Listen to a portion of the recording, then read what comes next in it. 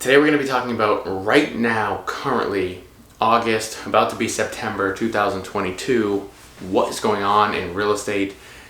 You know, everything is market specific, but I'm going to talk about what I'm seeing as a general picture.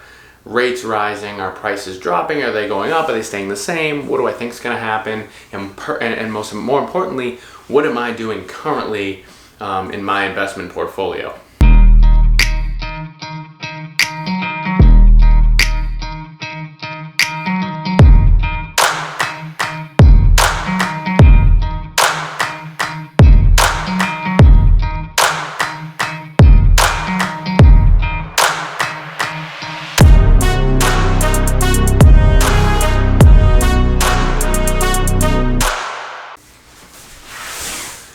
What's going on, everybody? Welcome to the channel. My name is Ryan Corcoran. I'm an entrepreneur. I'm a real estate investor.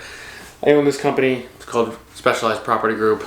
We develop real estate. We buy multifamily, long-term buy and holds. We wholesale. We do flips.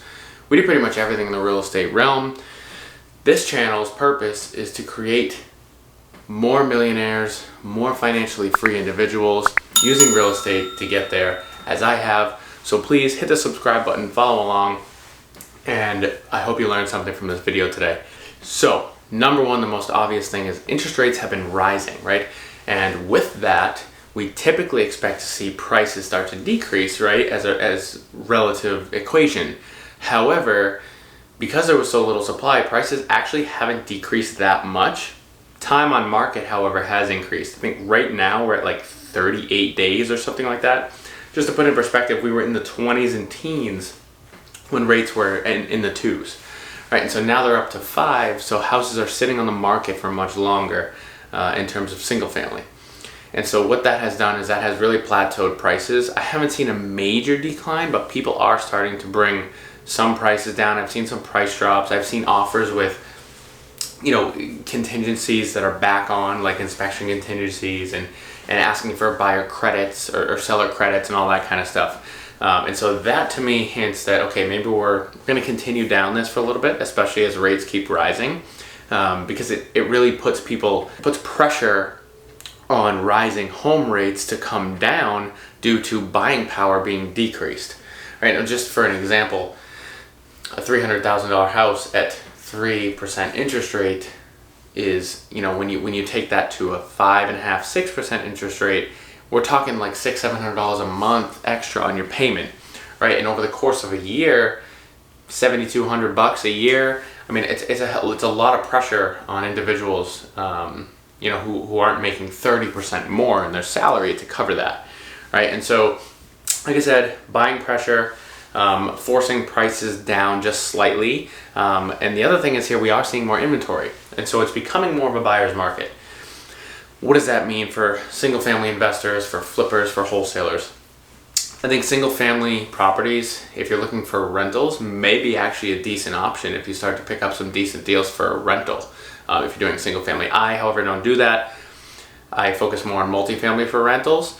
But in terms of wholesaling and flipping, I think we might see a little trouble and a little bit of difficult timing here for some wholesalers and more importantly for flippers who have bought over the last 6 months or so who haven't gotten their properties out to market yet. I think we might see an issue where maybe they pay too much, they can't sell it for the number they want, they have to take a loss. I personally have 7 flips currently. 5 of them are on the market, 2 of them are not on the market yet. And now, fortunately, I'm not super over leveraged on those. I used some of my own capital. I used a little bit of private money along with banking debt. And the worst case scenario with my properties is that 7 of the 8 are multifamilies. So 2 families, one's a 3 family, and then I have 1 single family and I actually have 1 condo that's going to be going on.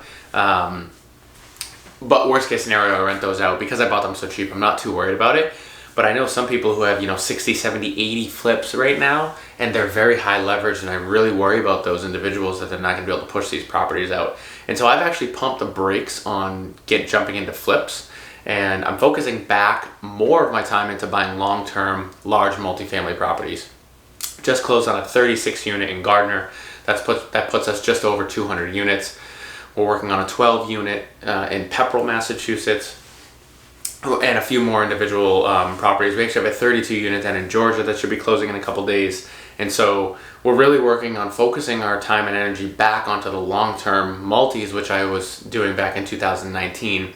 But then, 2020, 2021, I really started focusing on flipping, right, to drive that income up, and as well as wholesaling. But now I'm kind of pumping the brakes on that, getting away from that, going back into multifamily. The issue with multifamily right now, with rates rising, is that I think we're going to start to see cap rate expansion a little bit. And what that's going to do is that's going to drive down the value of these multifamily properties. So the BRRRR game plan is a little bit difficult to execute right now. However, I still think that that is the move, and that's what I'm pushing for. We might not be able to pull out all of our capital once we refinance at the end. However, most of it will be able to come out. Don't be too over leveraged right now. I think it's really important to continue to buy real estate, because I actually think there's some good deals right now, because a lot of the competition has, a lot of the rookies are away from the game now. They're worried, they're scared. They see things bouncing all over the place. They don't know what's going on. And so the experienced investors and the investors who really want to take advantage of a shifting market, this honestly is probably a really good time to buy long-term rentals.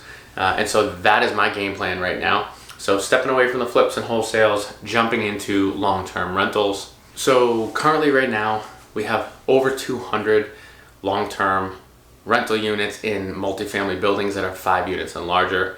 We're actually selling a 5 unit and we're selling a 9 unit. And so the smallest one actually I'll have after that is a 6 unit, 1 6 unit, and then a 13 unit. The rest of them are bigger properties. And I'm really trying to take that step forward and continue to buy bigger properties, because the more units, the numbers start to look much better on paper, from a math standpoint, from appraisal standpoints, resale, everything looks so much better with more units. How am I finding all these deals? Off-market, direct mail marketing is still my #1 lead generation source.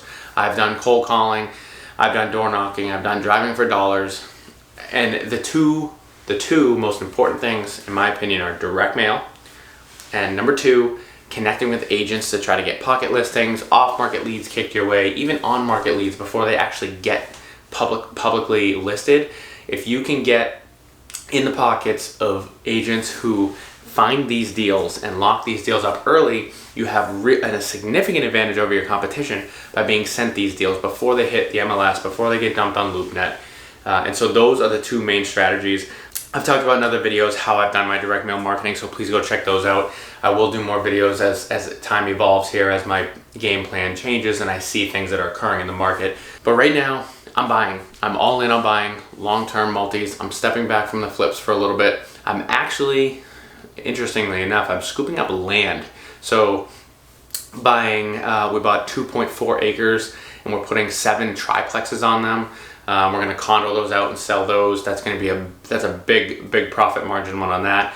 We're looking for other land, 5, 10, 15 acres where we can put subdevelopments in, because I feel like scooping up land now, construction costs are still really high, but as values start to come down in real estate and interest rates are putting pressure on that, construction costs are going to come down. And so I think, owning land just prior to that is going to be a super opportunistic time for developers to come in and start to develop real estate. And then that way, when the market starts to come back up in 12, 24, 48 months, whatever it is, you've been developing these properties at lower costs, and boom, you get to sell them on the way up again. And so that is my game plan right now in 2022. Again, things always change, but you have to be able to pivot in real estate. A lot of people say have a game plan and stick to it. I agree, but you also have to look into the future and assess what's going on around you and make pivots into the areas that you believe are going to benefit the most. Most wealthy individuals become wealthy during recessions, right? Those are the ones who keep their wealth and create generational wealth. And right now we're technically in a recession, and so I'm doing everything I can to pivot and put myself in the best position possible. I really hope this video is helpful for you if you're investing in real estate right now in 2022. Please comment, like, subscribe. There'll be more awesome content coming out. I'm really going to start taking this channel a little bit differently. Instead of just pumping out consistent real estate videos, I'm going to be doing stuff, experiences I'm going through, bike riding, cars, just cool vlog videos. Of course, we're going to continue the real estate and money videos going, but I really want to spruce this up and bring some energy into this channel. And please share this video with everybody. It helps the YouTube algorithm. spin it to more people so more people can learn how to become financially free through real estate. Thank you very much. And until next time, thank you for visiting the channel, guys.